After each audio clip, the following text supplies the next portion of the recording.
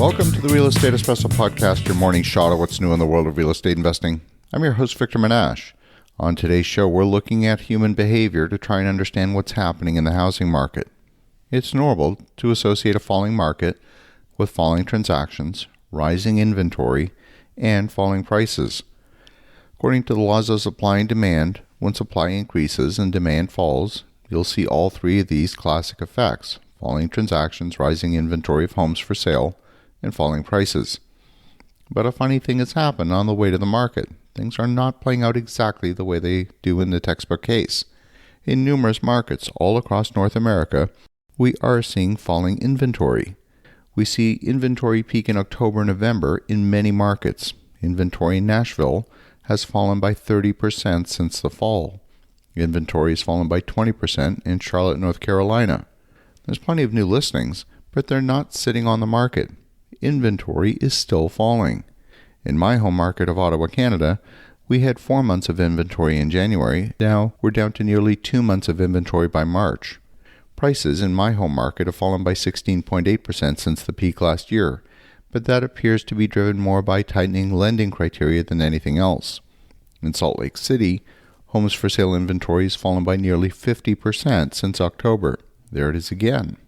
Just in case you think I'm cherry picking, let's look at some other markets. How about Ocala, Florida? Homes for sale inventory is down 11% since October. Orlando down 17%. Dallas, Texas, inventory is down 25%. You see, these are not isolated cases.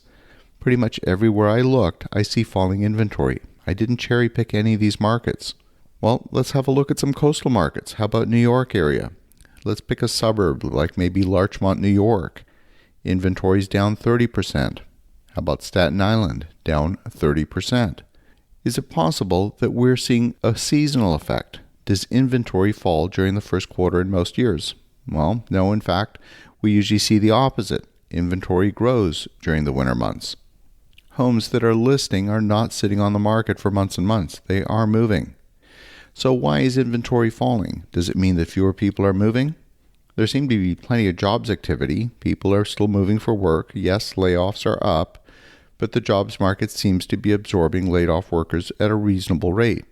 Now, I don't have any comprehensive data to back this up. I just have a few localized examples, but it's enough to form a thesis.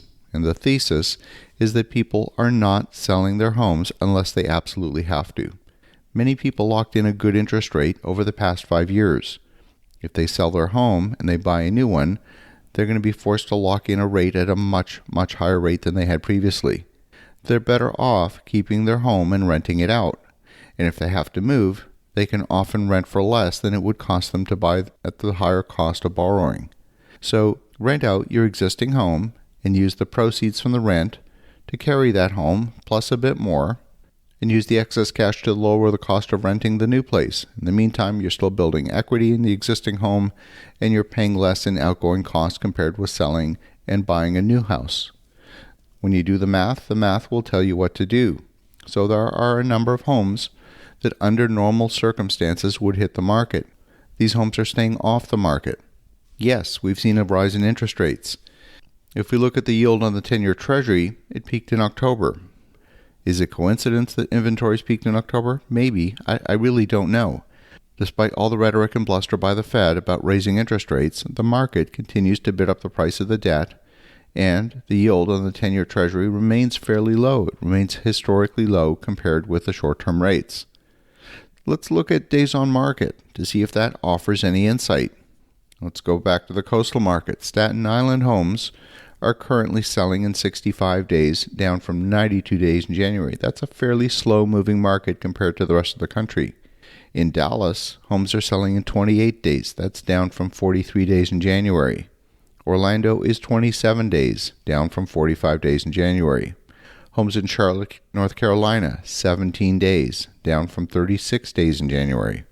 Salt Lake City, homes are selling in 42 days compared with 60 days in January. Denver, Colorado, 15 days, down from 45 days in January. See, these statistics are consistent across the board.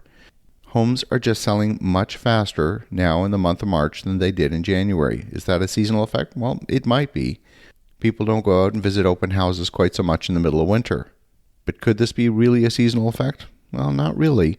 Days on market is not strongly correlated to seasonality. Does this mean it's a Goldilocks soft landing scenario for the housing market? I don't have any of the answers yet. The data is clearly pointing to some unusual trends, and not all of this is explained by interest rates alone.